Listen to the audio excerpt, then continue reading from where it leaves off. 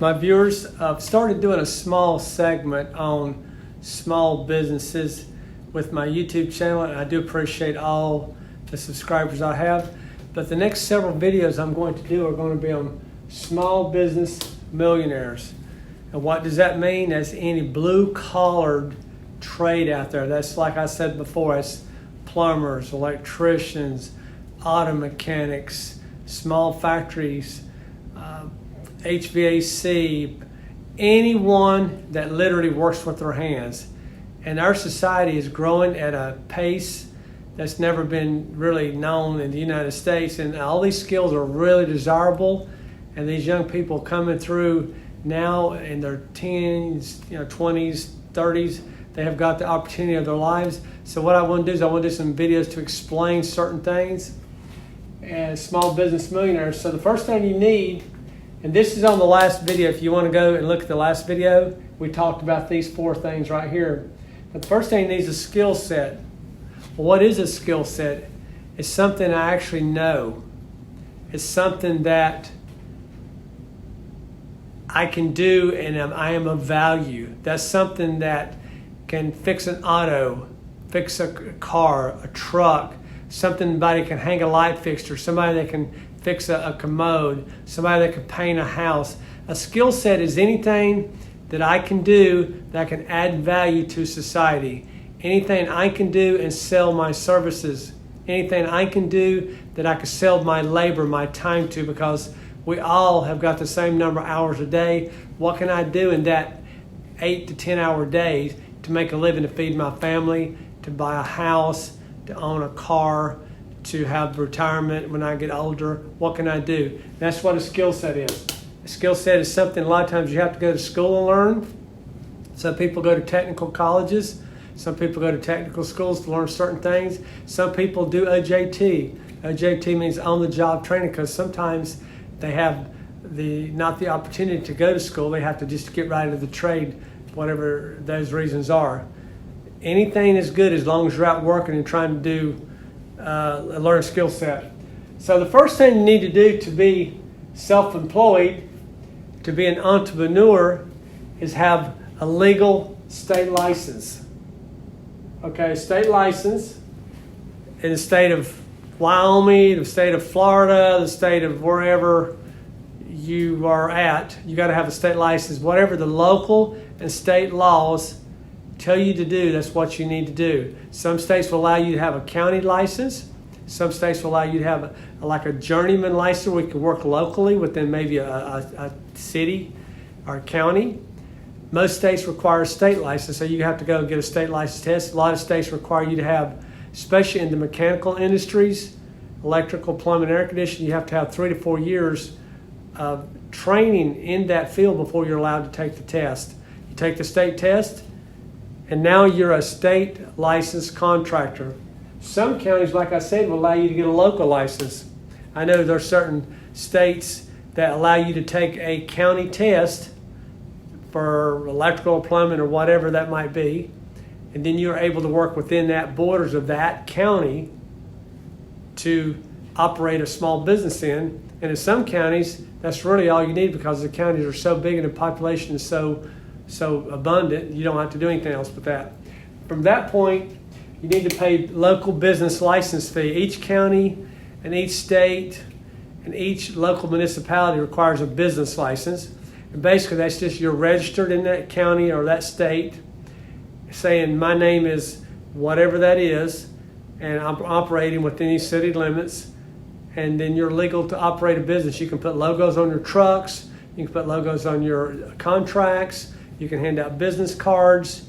You're legal. You're a legal entity that you can operate a business, okay? Now, the next thing you want to talk about is, what are you going to name your business? Some people nowadays, the way Google is and algorithms and Safari, they try to name their businesses maybe after the local municipality or the county, something that when people are looking up, consumers are trying to find a specific painter or a specific AC guy or electrician. I go to Google AdWords and I go to Google meta tags, and they're called pay-per-clicks. And you can look that up. What is the most common term printed in my county? What do people type into first? And really, sometimes you got to think, what would I do if I was a consumer and I was looking for me? Okay? Some people name their businesses that way, and then some people I admire, they use their name. In my case, it was Jones Air Conditioning, David Jones Air Conditioning, okay? Because I wanted people to know that the buck stopped here. I was in charge. I was here. They knew I was out in my local community. I always did the right thing. I could look you straight in the eye.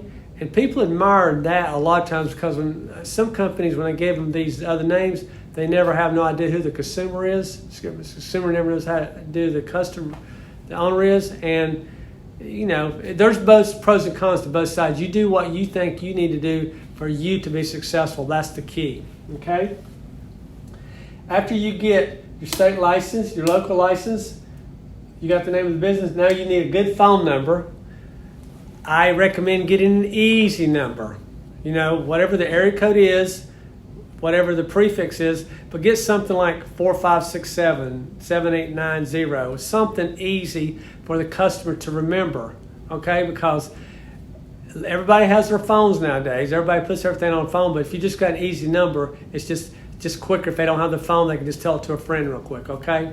That's what I always try to do, an easy number. Next thing you'll need to do is get an email address. We all have to have an email address for business. So whatever you name with the name of your business, you want to get an email address, and you want to get that out there because you want people to start emailing you. You want to put that on your business card.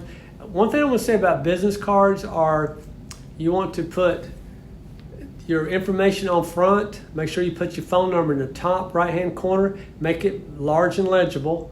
Put your name. But also on the back, flip the card over and put down some of the things that you do. Just try to be broad in that sense, because that way when the customer sees that, they'll say, oh, I didn't know you done this too.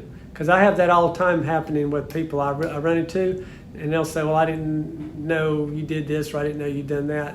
So that's something I've just learned over the years, but use the back side of that card also, okay?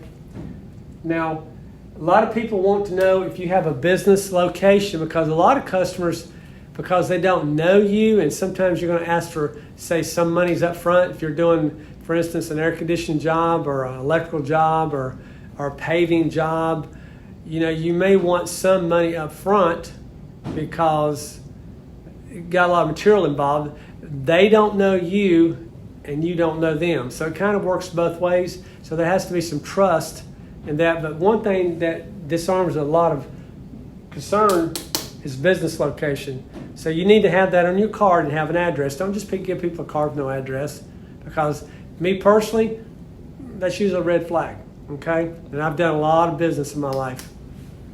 The last thing is your office. Have an office where customers come in. I always say, hey, come on over to my office, visit, whatever, but have it clean and neat. You need to have it, you know, where a customer can sit down, be comfortable, offer them some water or something. And it'd be nice to have somebody in there answering your phone, because people want to know when they call, there's a live person on the other end answering the phone, okay? So these are just a few things I wanted to talk about today. Skill set, the state and local licenses. You got to pay the business license fees. You want to name the business, that's a personal choice. I gave you some opinions, some ideas. A phone number that's catchy. An email address also catchy, that's going to reflect the name of your business. And your business location.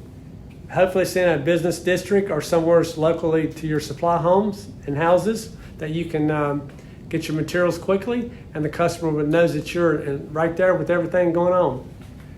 If you like this video, please share, please subscribe, and please comment. Send me a comment, and I'll do my best to answer these. If you have any specific questions, feel free to let me know, and I'll do my best to answer for you. Thank you.